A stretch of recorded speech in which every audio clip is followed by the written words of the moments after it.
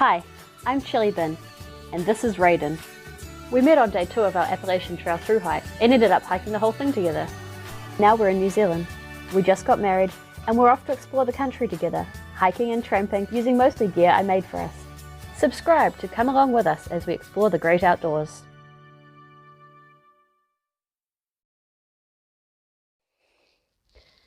Hi guys, Chili Bin here.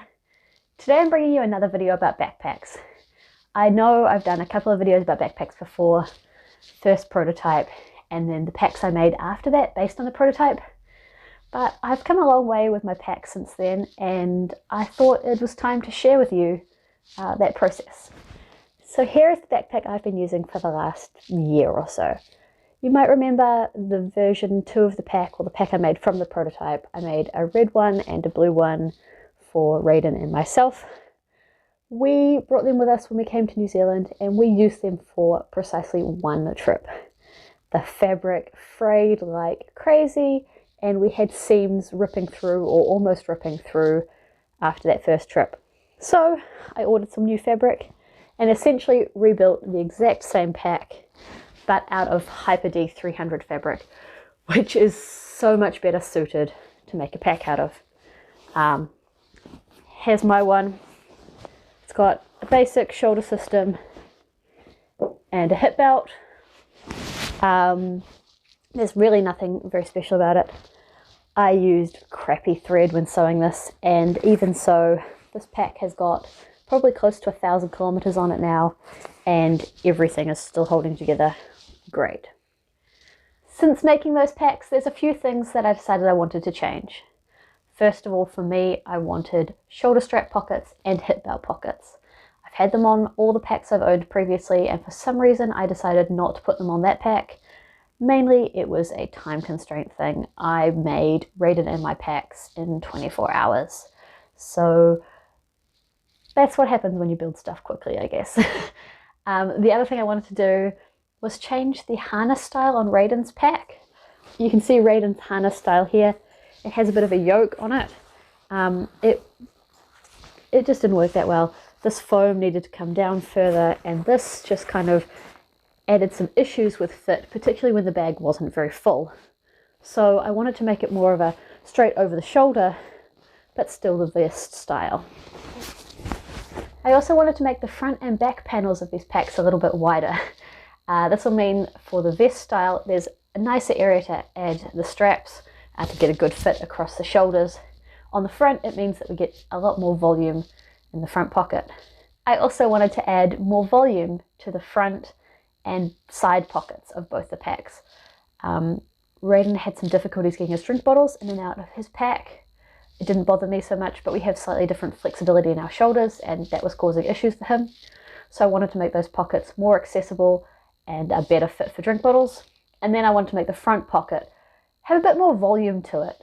You can see on this pack, it has a gather here for the pocket, but it doesn't really add much volume. It pulls down quite a lot. So I wanted to expand this out to get a bit more volume in here.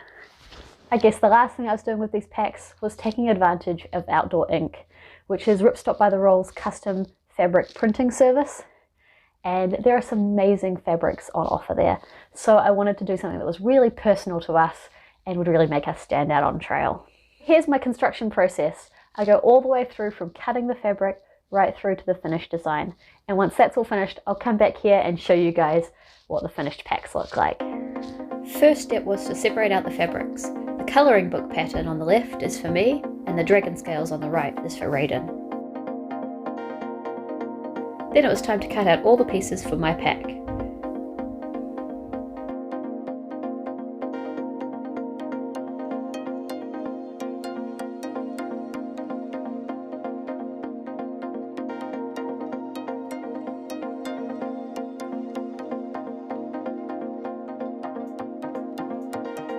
I used black fabric for pieces of the pack that would go against my back, mesh for the outer bits of the pockets, stretch for the shoulder strap pockets, and spacer mesh for the inside of the straps and hip belt.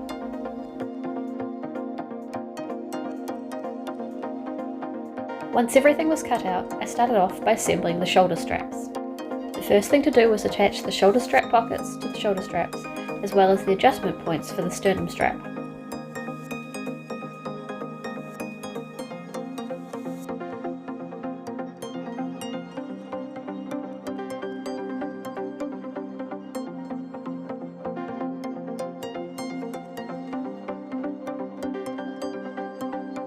The next step is to attach the outside of the shoulder strap pockets to the spacer mesh.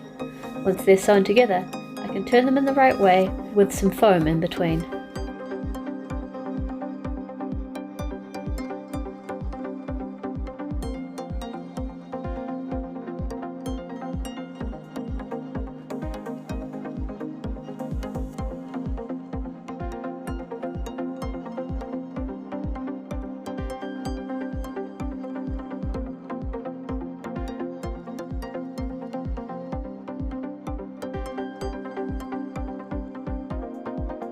I put a few rows of stitching through the straps in order to make sure that they all stayed together.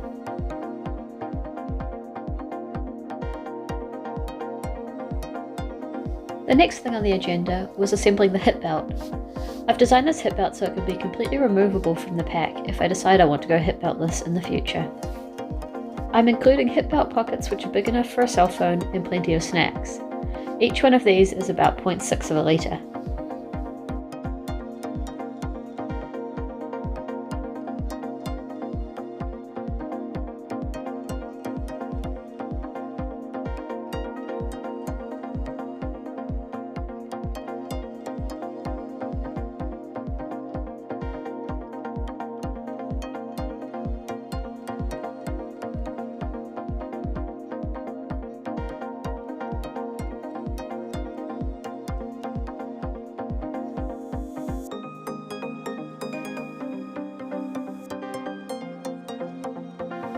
I'm including a thin layer of foam in the hip belt. The next step is to assemble the side and front pockets. The majority of these pockets will be made out of mesh, but the lower portion of both will be made from solid fabric. This means that it's less likely that things will poke through the bottom of these pockets or that they'll rub against hard surfaces, causing the mesh to rip.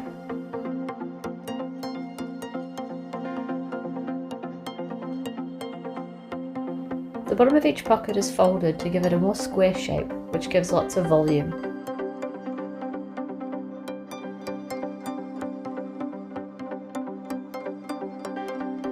Elastic is inserted across the top of each pocket to keep it tight against the bag. Next, it's time to attach all the pockets to the main body of the pack.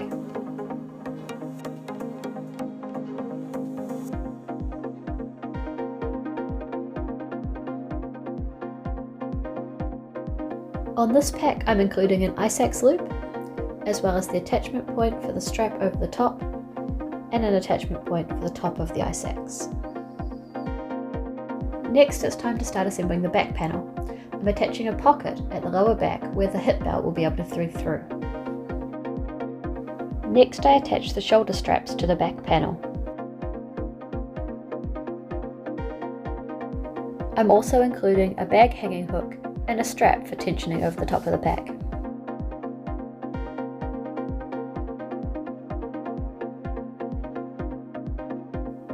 Now it's time to attach some of the ladder locks to various places on the pack. I put them on the shoulder straps as well as where the hip belt will attach.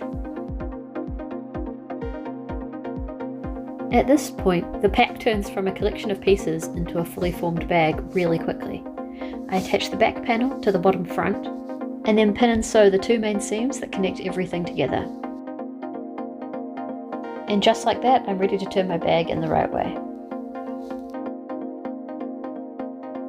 A few things need finishing off at this point. I'll trim off the excess fabric along the top, and then I'll turn it back inside out and overlock all the internal seams to make them nice and tidy. Then it's a matter of finishing the top, and I'm good to go.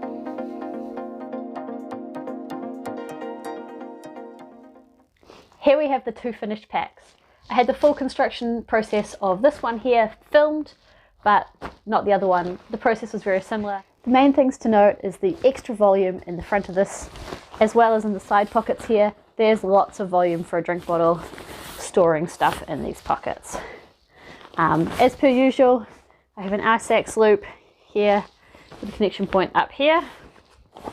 If I flip it around, my shoulder straps have got pockets on the straps, and then I have this wonderful removable hip belt.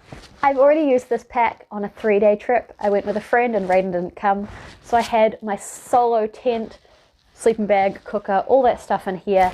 It carried like a dream, so comfy. I love the harness system, I love the volume, I love this print so much.